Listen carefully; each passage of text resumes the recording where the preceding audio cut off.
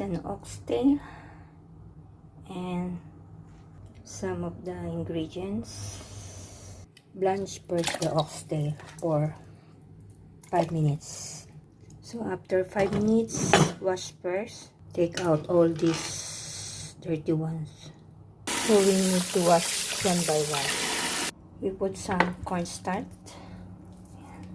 and fry. Fry the onion. Fry the oxtail.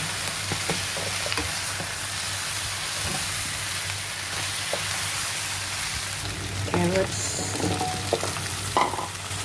Celery.